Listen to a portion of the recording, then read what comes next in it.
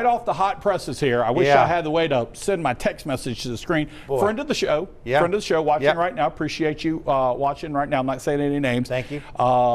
Was just looking at buying a $250,000 home over, let's just say, on the coast, and her and her husband decided not to buy the home because they revealed at the closing that it did have massive termite damage 2 years ago. Had been repelled, so they're holding up. They're not saying no totally, but they're holding off the sale totally. And Matt, the real estate side of this is it's like that's like the aftershock, isn't it? I have to tell you, what we're seeing, so many of these cases kind of have their genesis in this, kind of situation, and it's trouble, Kenny, because when you sell your house, you are required to make the disclosures in their real estate transactions. You are required to say if you had termite damage. And I have to tell you, we have seen some cases where people are not saying, and then the new owners come in, and then they notice, what about this? What about this? And they see repair work, and I'm like, well, if it was repaired, then the owners knew. And if the owners knew, they didn't disclose it. So it is trouble. So there's something, there has to be the WDIR, the wood destroying inkset report. That's part of the closing documents people have to review. So we are seeing this all the time. You can't escape it, because I promise you, and it's not pretty if you don't disclose. I mean, it's like a lien on your house. It's like a meth house. You have to disclose it. And then we've got several cases going right now where people, bought a house, not disclosed, and we know for a fact the owners knew that there was bad termite damage. And that doesn't go good for anybody. No, that opens up a whole No, it does not. A whole can. Hey, look, let's take a look again at the photos. And I want to preface these by letting everybody know these are photos from clients that Matt has right now. And Matt, you've gotten settlements or recoveries for all of these folks, haven't you? These are, look, these photos are pretty graphic. And gosh, we have hundreds of them. But, real photos and some of the real results we've gotten for folks that have been told no by the termite companies: 375,000, 290,000, 75. 150,000, 80,000, 400,000. Kenny, it starts with, the first thing we do, Kenny, is get a handle on the damages and what the repair cost is, and then it goes from there. But absolutely, so folks, that's real money for people that were told, you have no recourse, nothing, that's on you, your fault, get out of here. And instead, these people got their home repaired and, are in much better shape. Thank goodness. Let's take your smallest one there, $75,000 for some folks. That's half the value of their home. Oh, absolutely. For repair work and everything.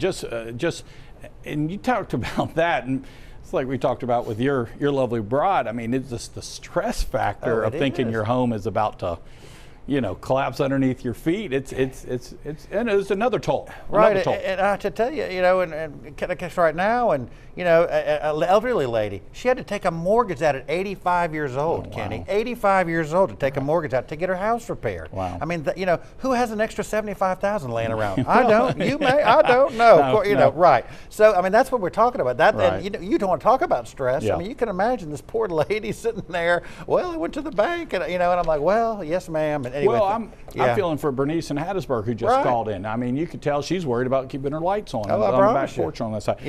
Matt, only a few minutes left in the show.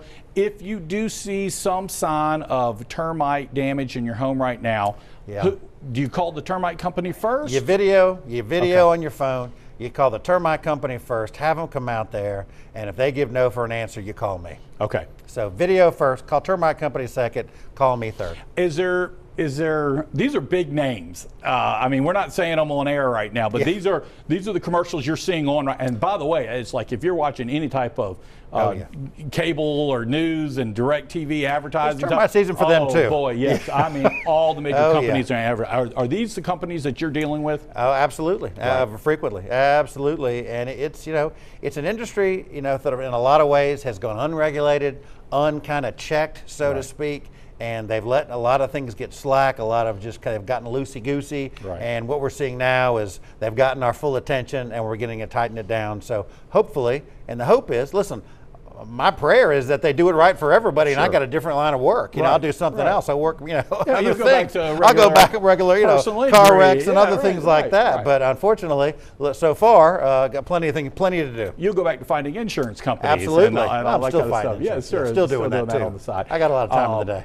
If y'all watch our show frequently enough, you'll know that Matt will tell folks who call in or cases, you know, hey, this is something you could do on your own, and he'll let you know if there's a case that maybe you can handle on yourself or go to justice court with. Matt, nothing about this sounds like you, outside of videotaping it on your phone, it doesn't sound like there's much you can do. No, you need help. It is very tricky. But the good news is, and you know, one of the things we will do is litigation is a slow process. It's a grind. Right. And so in a lot of these cases, we can resolve these early without filing suit. Wow. I mean, we've done so much of this now. We know the other side, they know us, so it kind of dispenses with all the, the kind of posturing. We can get kind of right to it and hopefully sometimes get an early resolution. So thank goodness. You're like, hey, this is what happened. That's right. This is what happened. Here's the dam. You look at those pictures, not much dispute about what that is. So they're like, Reeves and Mestayer is on line one, and they're like, oh boy. All right. Right, here we go. You're in the office on Monday? Absolutely. Okay. If we missed your call tonight, I'm so sorry about that, but please give. And I'll be calling Bernice on Monday. Yeah, give Bernice a call on that side. The guys will be happy to take your call.